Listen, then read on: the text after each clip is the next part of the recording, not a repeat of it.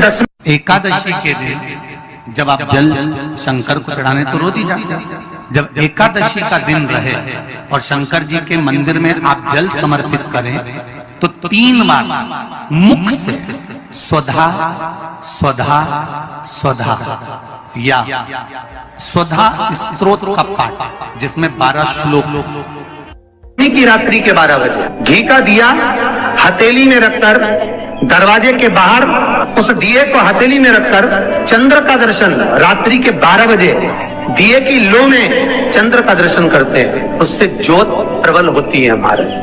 या तो होगा वो 9वीं की रात्रि 12 बजे या 10वीं की रात्रि की 12 बजे चंद्र का दर्शन, दीप घी का हाथ में जलाकर नाम गोत्र अपना बोलकर नरसिंह भगवान का स्मरण कर कर ज्योति में चंद्र का स्मरण कर कर दर्शन किया जाता है। नेत्र कमजोर हो तो 3 या 4 दिन में ज्योतियों का क्रम बढ़ना प्रारंभ होता है। वैसे तो 15 दिन का लिखा है, पर शिव महापुराण कहती है 3-4 दिन का क्रम बहुत होता, बढ़ता जाता। केवल 10वीं, चाहे उजाला की हो चाहे अंधेरे की। कौन से महादेव का नाम लेना है?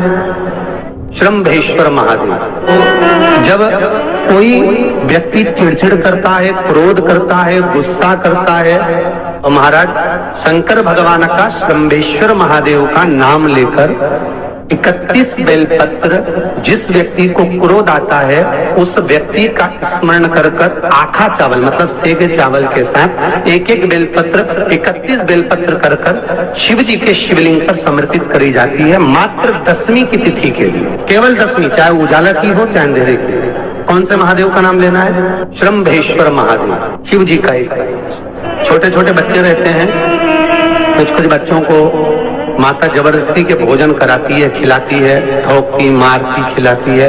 कुछ बच्चे ऐसे रहते हैं वो कुछ खा ही नहीं पाते, मुख में दो और वॉमिटिंग कर देते हैं, उल्टी कर देते हैं। ऐसे बच्चों के लिए या जिस व्यक्ति को भोजन पचता नहीं और उधर में एसिडिटी रहती हो और जलन टाइप की होती हो, उसके लिए भी श्रम्भेश्वर महादेव का स्मरण है। सुंदर व्याख्यान वर्णन किया है। श्रम्भेश्वर महादेव के ठीक सामने अर्थात भगवान शंकर के किसी भी शिवलिंग के सामने एक तांबे के लोटे में जल रख लीजिए और जल के अंदर 3 बेलपत्र डाल दीजिए, एक पीपल का पत्ता डाल दीजिए, शमी के 11 पत्ते कलश को छुआकर शंकर भगवान के शिवलिंग पर श्रम्भेश्वर महादेव के नाम से चढ़ा दीजिए। उस जल को उठाकर ले आइए, 1 रात्रि तक घर के अंदर रखना है।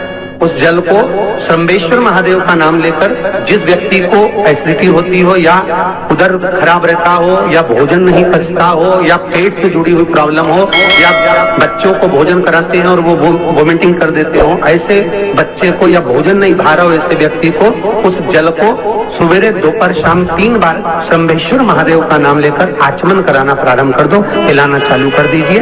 3 या 4 दिन पिलाओगे, अपने आप उधर में भी आनंद रहेगा, बच्चा भोजन करना भी।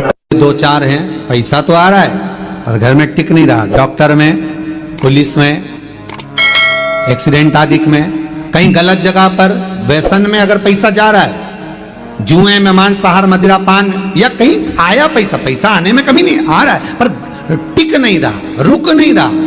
कोई मांगने आ गया, दे दिया, फिर वहां से अपने पास नहीं आ रहा, अपन कह रहे हैं भैया हमारा पैसा लौटा दो, नहीं आ रहा। तो महाराज शिव महापुराण की कथा कहती है एकादशी के दिन गंगा के जल में मात्र 7 बेलपत्री डालकर जो नंदीश्वर भगवान अर्थात जो शंकर जी के शिवलिंग के सामने नंदी होता है, उस नंदी के चरण पर गंगा का जल चढ़ाकर बेलपत्री शिव पर समर्पित कर देता है, उसके घर में रुपया रुकना चालू हो जाता है। फिर वो गलत जगह पर नहीं जाता, गलत स्थान पर वो धन जाएगा ही नहीं। तूने समझा। एकादशी ने भगवान विष्णु से कहा, नाथ प्रभु वर दे दो, मृत्यु लोक में जो मनुष्य मेरा व्रत करेगा, चाहे जलचर, थलचर, वायुचर या सांसारिक मनुष्य, मेरा अगर एकादशी का व्रत करेगा प्रभु, उसके यहां धन धान्य वैभव सुख संपदा बढ़ेगी और उस जीवात्मा को नरक नहीं भोगना पड़ेगा।